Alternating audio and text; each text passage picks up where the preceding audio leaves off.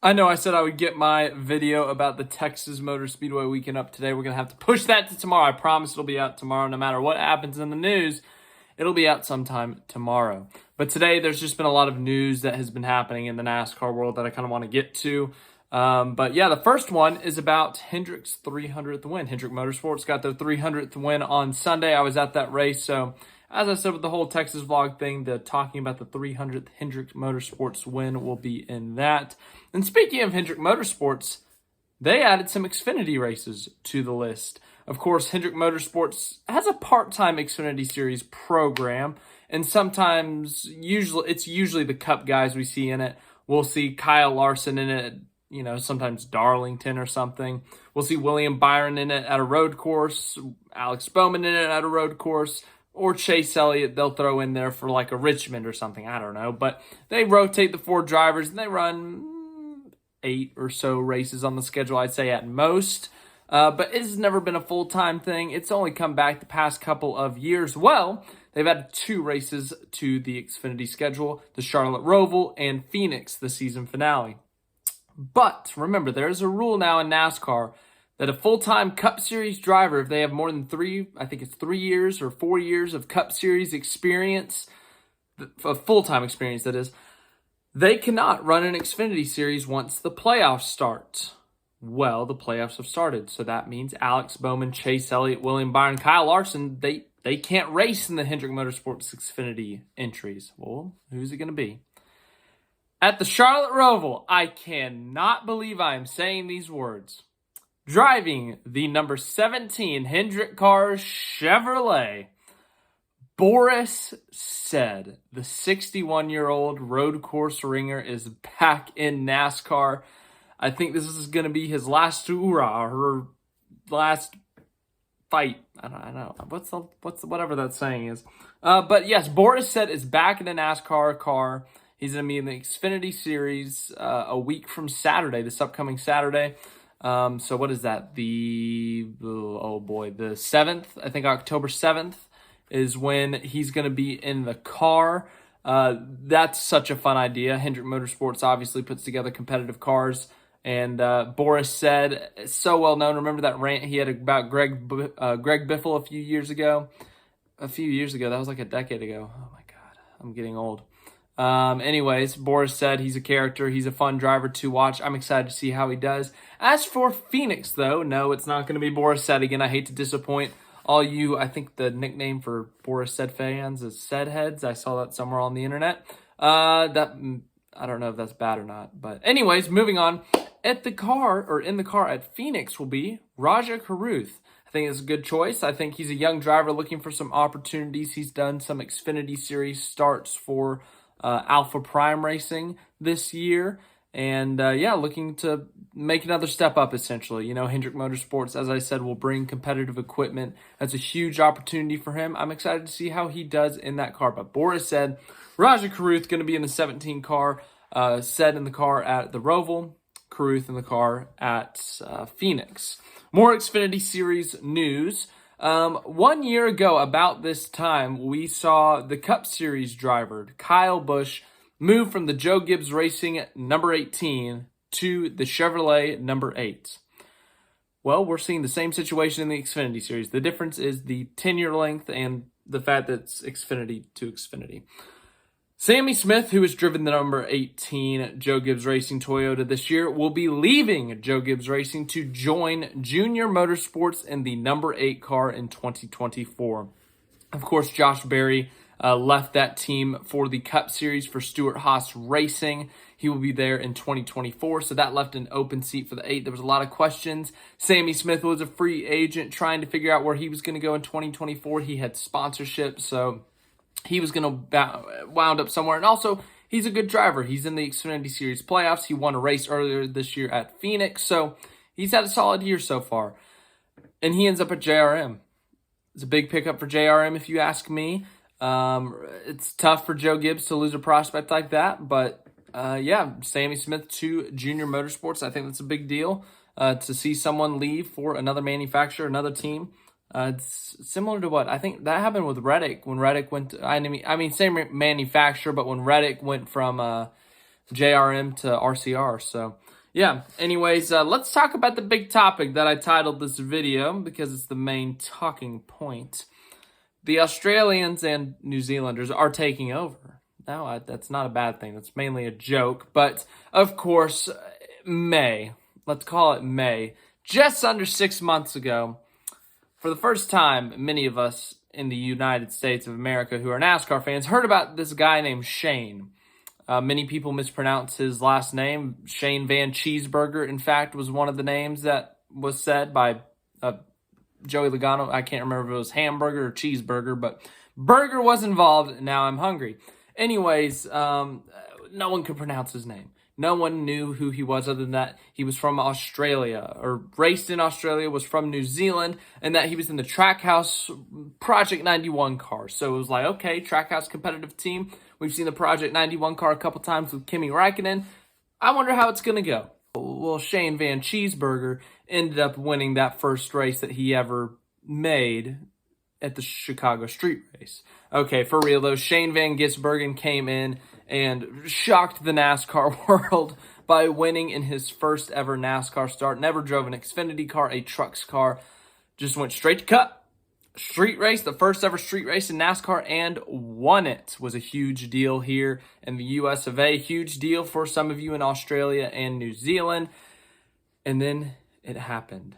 Okay, there wasn't like a full-on invasion, but we saw a lot of, everyone started talking about supercars. We start looking at supercar stuff. And then another supercars driver decided to take his shot at NASCAR. Brodie Kostecki, who in fact is currently leading the supercar standings, decided to make his first Cup Series starts, and he made that start at the Indianapolis Road Course a little bit over a month after the Chicago Street Race. Now, those discussions had been in talks for, according to Kostecki, for realistically, I think he said like over a year, multiple years. Like they had thrown around the idea, but I think in January is when the discussions got really serious. Kostecki, of course, was announced that he was going to make that start a little bit just a couple weeks before. And he opted to make his first ever start at the Indianapolis Road Course, just like his Supercars rival Shane Van Gisbergen, who would also be in that race. Now, Kostecki did not have the same luck as SVG, but he did look good. He qualified 11th, unfortunately had a crash in qualifying, and because of that, they had to replace some parts and pieces that required them to start at the back of the field. And with this new car that NASCAR is racing, it's extremely difficult to pass on the road courses. The racing is not as good as it once was on the road courses, so Kostecki struggled to make his way through the field, which, once again, was no real fault of his own. In fact, like before qualifying, he had no real experience in the car. I think he had done a test or something. Maybe not, but his practice session, he didn't even get a full practice session because they were having mechanical problems with the car. So he only got a couple laps in before qualifying. Qualifies 11th with only a handful of laps of experience. And then, of course, as I said, the crash that put him in the back of the field. And he finished a respectable 22nd place. Now, you may be saying, oh, he went from last to 22nd in a Richard Childress racing car. That's not that good. But as I said, circumstances for him really just didn't set up. With SVG, it was a street race. No one in NASCAR had ever been in a street race before in the NASCAR side of things. So SVG had a big advantage there. Also, he got his full practice session. He got his full qualifying session. And he was fast all weekend. Whereas Kostecki, he just had some bad luck. It's just straight up had some bad luck with the mechanical problems. The crash, I think, was his mistake. But still, qualifying well and then having to start at the back of the field, it's tough luck, And, because of that, it compromised his race. He wasn't able to be as competitive as they wanted, I think. And so now he's interested in returning to NASCAR, not on a full-time basis. I know SVG is leaving the Supercar Series for NASCAR. He's going to run all 3 national series next year. So we're going to see him in the trucks, Xfinity, and Cup. I don't know if Kostecki is going that way, but he does want to run NASCAR races next year, specifically the Cup Series, and he could do it multiple times. Here's what this article says. This is from V8 Sleuth. It's an Australian website, news source for, I really don't know much about them, but NASCAR reporters are posting about this, so I'm assuming it's a reliable source. Brodie Kostecki will ideally compete in up to 3 NASCAR Cup Series races next year, according to his manager. While Kostecki is pouring full focus into securing the 2023 Supercars title, his agent Nathan Kaiser of, oh man, they're going to make me pronounce it again. Kaiser Management is keeping an eye on a slightly expanded American campaign. Kostecki definitely won't race in NASCAR again until 2024, having made a one-off appearance last month at Indianapolis Motor Speedway. Then it talks about his experience, how he had damage from the crash in qualifying, all that stuff. But then coming back to the main focus of the article with Kostecki coming back to NASCAR, it says, Richard Childress Racing is pretty keen to have him back, and they've been very open about that, Kaiser told V8 Sleuth. So once everyone has got the schedule and we know what here looks like, which has always been the priority and what it needs to be, and then we'll look at what next year looks like with NASCAR. Then we can try to work in a schedule that works for both of us. Asked how many events Kostecki is looking at, Kaiser responded, I think if you could do two or three would be great. But again, it has got to fit in with what Erebus, I think that's his team in Supercars, and also it has got to fit in with what's right for the team and for him. The whole discussion, once we know the schedules, we'll sit down with Baz, which is the Erebus CEO, Barry Ryan, and work out what he's comfortable with and go from there. So yeah, obviously Kostecki's still going to be full-time in Supercars next year. He's fighting for the championship right now. As I said, he's leading the championship right now, so he's not going to do an SVG and be full-time in NASCAR next year. But we could see more NASCAR starts from him. I love this personally. I love seeing international drivers come to the Cup Series. It brings a lot of different attention, positive attention, but from different places in the world. Indianapolis. Obviously, SVG coming back was a big deal, and then Kostecki on top of that. So Australia, New Zealand, you're getting the attention from there. But also, when Kamui Kobayashi decided to join 23XI for a race, you got some attention from the Japanese. Someone else was in. Who else was in that race? I'm forgetting someone. Jenson Button. Yeah, Jenson Button, Formula One world champion. He raced in a few races this year. I love seeing different drivers from different racing aspects, whether it's supercars, F1, IndyCar, wherever they're coming from. I love it. I think it's fun. It's fun to see these different drivers try out NASCAR, whether it's the streets of Chicago, the Indianapolis road course, or if they ever want to do an oval like we see SVG about to be doing next year. I think it's great. And if Kostecki wants to come back, I fully support it. I think it's fun. I think it's great. Will he go down the same path as SVG? I don't know. I'm pretty sure he's younger than SVG. Yeah, Kostecki is 25, SVG is 34, so he's younger. I don't know if he's going to want to do a full career of supercars, kind of like what SVG has done, and then later in his career decide to make the shift, essentially. But we've seen Australians come over before. We saw Marcos Ambrose about a decade ago.